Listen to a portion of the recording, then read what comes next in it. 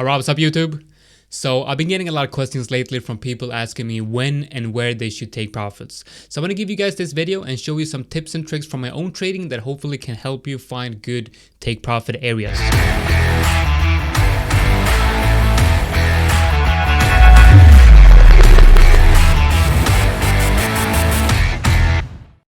Alright, so here we have Dogecoin versus USDT on Binance, and like I said, I wanted to give you guys some tips and tricks from my own trading here. Before we actually go into the analysis here, please hit that like button and the subscribe button to be able to get notified whenever we release a new video. And of course, if you like the content I'm giving you guys for free on this channel, please leave a little comment and let me know if you like it or if you don't like it. So let's talk about taking profits, right? I'm not going to go into the detail on where to enter, but I'm going to show a possible setup here on Dogecoin, and I will kind of walk you through from after I've entered and like where do I look at the take profit areas, like where should I take profits on the long, and I'm going to give you only long examples here, right? So for me, it's very simple. I have two main tools that I use when finding take profit areas, and it's mainly the Fibonacci retracement tool, but it's also finding horizontal resistance areas, right?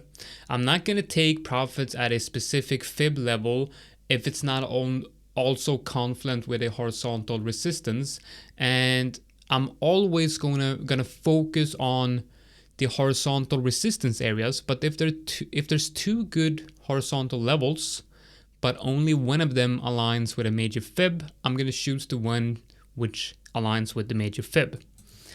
So let's look at Dogecoin here, right? So you guys know I like to use the fib to find my entries. Like for example, I like to enter on the rounded retest of the 0.618 or the 50. Let's check this latest up move here on Dogecoin, and you will see that it hit the 50% fib right here. Let's add a 20 EMA and a 4 hour. It hit that one as well.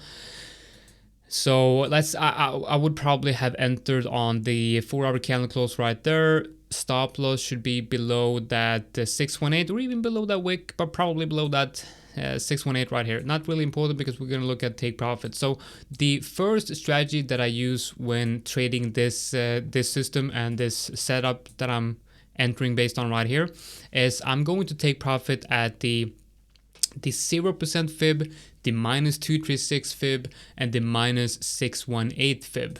So let's extend this a little bit right there, and the take profit is going to be based on I'm taking 25% profit at the 0% fib. I'm then taking 25% profit right below the 0.236, and then I'm taking the last take profit at the -618. This is one way of doing it, and usually I take 25% profit at my TP1.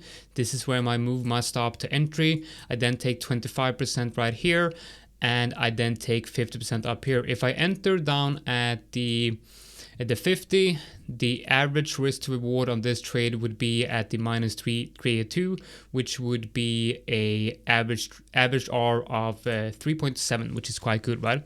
So that's how I do it without looking at the horizontal levels. This is my first, like my main TP strategy based on the 0% and the -0.236 and then the -0.618. Now, if you want to do a swing trade like this one, but you're looking at Dodge right here, and obviously it's an altcoin in the crypto market, which means it has the possibility of really running, right? So in that case, I might do 20% TP1, 20 at TP2, 20 at TP3, and then have some left over, right? So let's look at where does it make sense to take profit on this based on the horizontal levels, right? So let's see if we can actually find any good confluence here with the TP1. And I really do like the fact that, right here, we kind of have a quite nice level going through here. So definitely 100% makes sense to take TP1 here, and it's also because like the 0% fib will be the last local high, obviously, because it's the high of the fib move. So that TP1 area just perfectly aligns with a good level. Now let's look at the -236 right here. That level also aligns quite nicely with a horizontal level right here. You kind of see how this acts like a good horizontal level. Then you have the -618 right here, also aligns almost perfectly with a good horizontal level right here. So that is my 3 first TPs. And then let's look at the fourth TP. Now I don't have any Fibonacci extensions levels to look at here, so I just have to go based on the horizontal levels. And obviously we have an area right here, so I would probably front run that level and take profit right here. So you see, it's quite simple. You find levels, just look for horizontal levels and put your TP right below that level. The next major level is going to be up in this region right here, and that is probably also where I will take the last take profit, right? Let me give you another example and another thing I like to look at. Let's go to the daily. And let's use the fib tool once again, but let's use it as a bearish fib. We want to find resistances, right? So we go from the high to the low, and we try to find confluences here with the bearish fibs, right? So the first one right here, as you can see here, it's the 0.382. It lines up perfectly with that horizontal level. So that is where our TP is going to be. Because we have the bearish 0.382, I should probably have the TP right below that one, kind of front run that level. And up here, now this becomes interesting because here we have the 50%, and I've decided to have my TP right above that one. Now when I see this, I want to lower that TP, right? I want to lower that TP to be right below the 50%, because the 50% move, or the 50% level of any move, is a very important level, right? So as I said here, I would have 20% on each TP, which means this would now be 100%. Well, let's look at this once again, right? I think it would actually make sense to remove this TP right here, right? So this would be TP1 and this would be TP2, 3, 4. So either TP2 or 3 could be removed because these are quite close to each other. I think right here I would probably remove TP2, and the reason for that is I want to have one take profit up at the 618, the short RLC right here. So right below the 618. This would be the high time frame long-term position on Dogecoin if I enter down here, right?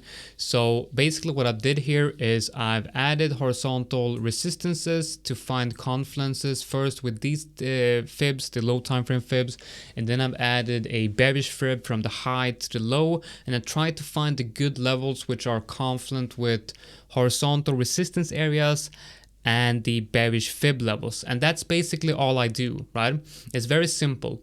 If you go long, look at levels where you might want to go short. If you find a good level where you might want to go short, that means you should take profit in that area on your long. It's just purely logical, right? If you want to short and you're in a long, you need to exit that long to be able to short, right? You know what I mean? So that's basically it. You try to find good horizontal support and resistance areas, try to align it with the fibs, and find the confluence zones between the horizontal resistance areas and the high time frame fibs, and that is where you want to take profit. And always exit partially and leave some profits or leave some TP higher and let the trade run to really make the most out of the trade if it's really a winner. Now imagine if imagine if Dogecoin doesn't come down and test this level. We might just see something like this, right? And you can hold this, and that would be a pretty nice 100% move, right? So the average R on this trade would be somewhere around 8, which is just crazy, right? It's insane. Now that might take a couple of weeks or even a month or two, but to be able to bag an 8R trade is absolutely worth it worth the time to be in the trade. So remember that. Look at the higher time frames because you are in the crypto market, right? You're trading altcoins. So remember that these can run several 100%. So it's important to leave take profits as moonbag way higher and then let the trade run. All right, guys, that's it for me. Hope you guys enjoyed this short video. If you find it useful, let me know. If not, let me know what to improve upon. Take care, guys, and have a great Sunday.